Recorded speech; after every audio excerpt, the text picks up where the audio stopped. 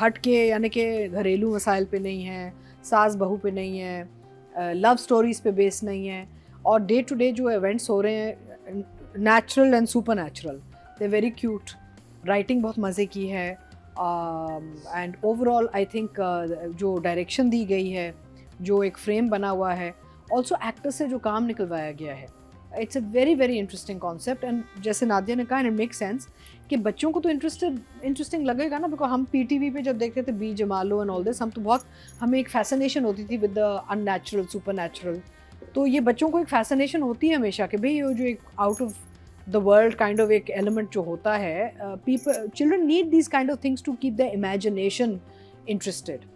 ना तो बच्चे बहुत जल्दी बोर हो जाते हैं, उनको इंटरेस्ट नहीं है सास बहू में, so more drama should be created for the youth and for young children also, for sure. There is an audience out there and a growing audience. इसके बारे में मुझे जो चीज़ अच्छी लगी कि वो जो मिक्स हो रहा है ना कि human beings falling in love with the jeans and the jeans falling in love with the human beings, वो भी बड़ी मज़े के एक ट्विस्ट आ रहे हैं इसमें। So for me it is, I lost my emojis, अच्छा याद है आप, still 2 thumbs up. It's not easy to make a project like this interesting because it typical वो नहीं है story या concept जो जिसकी हमें आदत बन गई है। लोगों को एक आदत है ना कि भी इस किस्म की हमने अब कहानियाँ देखनी हैं, but they've done a very good job. It's entertaining, मज़े का है, डायलॉग बड़े मज़े के हैं, ह्यूमर भी है।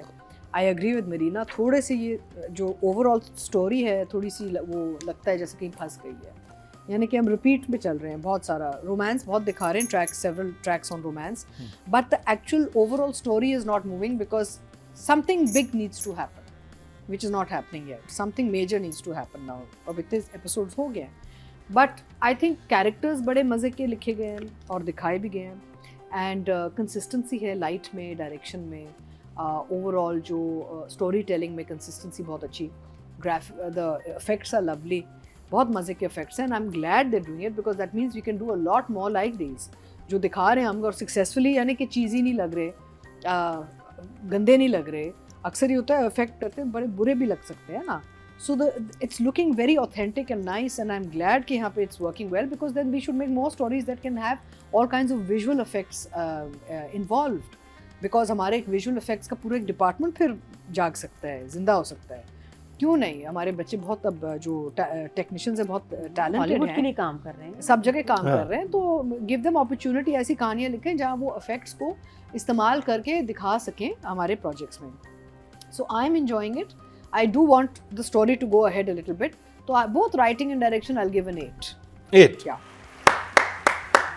मरीना जी। अच्छा, so I had a big problem with them finding the पिंजरा, बिकॉज देखिए अगर आप जिन हैं और आपने हर जगह एक वो डाला हुआ है अपना हिसार, हाँ, तो पिंजरा इतनी मज़े से उनको मिल गया, एवरीवन नोज वेयर द पिंजरा is, I mean doesn't matter whether पिंजरे से निकल नहीं सकते ना, बट जहाँ भी ये लोग कैप्चर करते हैं, जैसे वो उसको गार में ले जाती है, ठीक है, वहाँ से, so it should always be a place where they can never, they can't, और वहाँ पहुँचने के लिए कोई स्टेप्स होने चाहिए थे। I just found that अच्छा वो she just walks into a room and the पिंजरा is there. नहीं वो एक बेसमेंट में एक कमरा था जो कि बंद था, अब वो खुल गया है।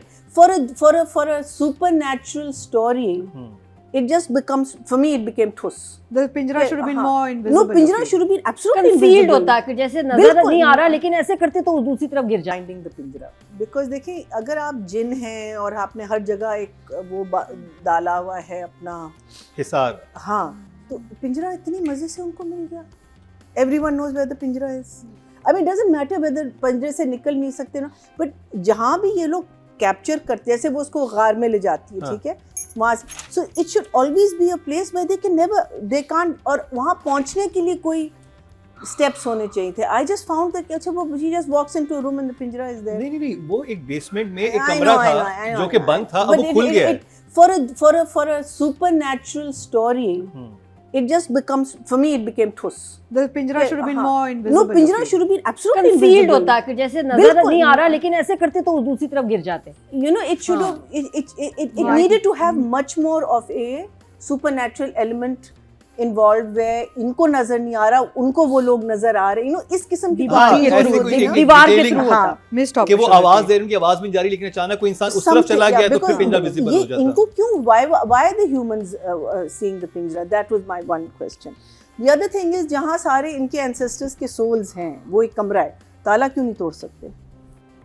दरवाजा क्यों नहीं तोड़ सकते? लकड़ी का दरवाजा है, तोड़ दें। एक तो ना लोहे का दरवाजा हो, या अगेन वहाँ आप टच करें तो कोई चीज होती हो, otherwise you can just break every time he comes and he looks at that door and then he sees his father go in and he comes out. इसका मुझे मनीषा जी एक लॉजिक लगता है कि इसने स्टोरी में बताया था दादा ने कि दादी ने जब खोला था इस ताले को तो उसको मार दिया था जिनने निकलते ही, तो he wants to go through the proper channel, he knows कि मैं खोलूंगा मुझे मार देंगे, तो मुझे ये है, पहले आया स्टोरी में, बिल्कुल okay, आया। चलो एक बात इसलिए शायद डरता है। अच्छा, अब आजिर एंड हबी, ठीक है, एक तो मैंने कहा hubby, I find that poor character interesting, शुरू में बहुत उसके मज़े के डायलॉग्स थे बिकॉज वो रेजिस्ट कर रहा था बीवी के साथ, मैंने यहाँ नहीं रहना, that is become an absolutely फीका कैरेक्टर जो उसका कोई काम नहीं है दुनिया में सवाए नादिया को बुरे लुक्स देने के, और क्यों बुरे लुक्स दे रहा है नादिया को ये भी किसी को समझ नहीं आता। आजिर जो इतने बड़े बड़े दावे करता है, अभी तक उसका कोई असर Maybe he's falling in love with her. No, Azir is like, I'll kill you and I'll do this and I'll do that. यही तो उसको मजे की बेवकूफ बात है। बना रही है ये लड़की। आजिर मजे is का। like, मैं तुमको ये करूँ, और आजिर को अभी तक लोग आजिर का एक काम जो सही हुआ हो, एक काम, यही ब्यूटी है।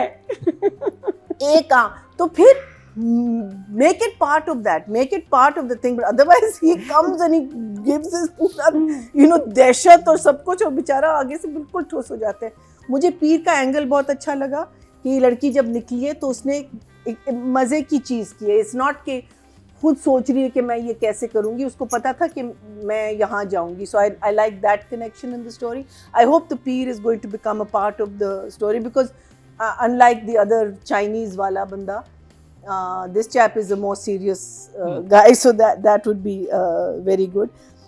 The scene where Chamki comes into Wahaji's character, I thought Wahaji did a fantastic job. I think his acting, that scene also, ज़रा सा लंबा हो गया था, उसने बात कह दी थी, फिर वो चलता गया, and Sidra is always where this guy. It's like miss Maria, वो मैजिकली अपीयर करती है जहाँ भी मंटो होता है ना, वो मीनिंग मंटो डेजर्ट में होगा तो मिस मारिया वहाँ पहुँच जाएगी, तो Sidra is like that character, वो एकदम से पहुँच जाती है। So I am finding these few things, but as I said, it is a fun ride, it is beautifully shot. एक आपके पास लोकेशन है और वो location is just that house and the surroundings of that house, आप bore नहीं हुए अभी तक। I think Saifi shot it so well that you still, the talab, that shot from the top, beautiful, absolutely, वो and special effects, वो तो I think मैं कहती हूँ उसके तो खैर full marks हैं, लेकिन I feel that I am on a probably a 7 for the writing and probably an 8 for direction. 8 for direction.